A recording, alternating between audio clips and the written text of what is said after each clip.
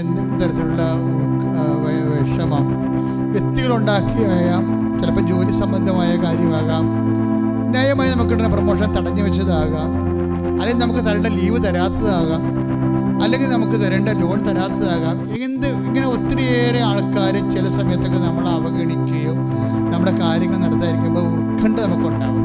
പക്ഷെ ഉത്കണ്ഠ എന്ന് പറഞ്ഞ വാക്ക് ബൈബിൾ പറയുന്ന വാക്കാണ് എന്താണ്? കർത്താവ് അടുത്തെത്തിയിരിക്കുന്നത്. This is the presence. ഇതാണ് സംഭവം. അപ്പോൾ ഈ അടുത്തെത്തിയിരിക്കുന്ന കർത്താവിനെ ഇങ്ങനെയുള്ള സാഹചര്യങ്ങൾ തിരിച്ചറിയണം. ഈ അറിഞ്ഞുകൊണ്ട് ആ കൃപയിൽ നിലനിൽക്കാനും വർദ്ധിക്കാനും വേണ്ടിയാണ് നമ്മുടെ ഗ്രേസ് ലെവൽ വർദ്ധിപ്പിക്കാൻ വേണ്ടി, വരപ്രസാദത്തിൻ്റെ തോത് വർദ്ധിപ്പിക്കാൻ വേണ്ടി 35 മെറിറ്റാണെങ്കിൽ 65ലേക്ക് ഫില്ല് ചെയ്യുക. ഗ്രേസ് ഫില്ല് ചെയ്യാൻ വേണ്ടിയാണ് ഉടമ്പടിയിൽ അവൻ പറയണ പോലെ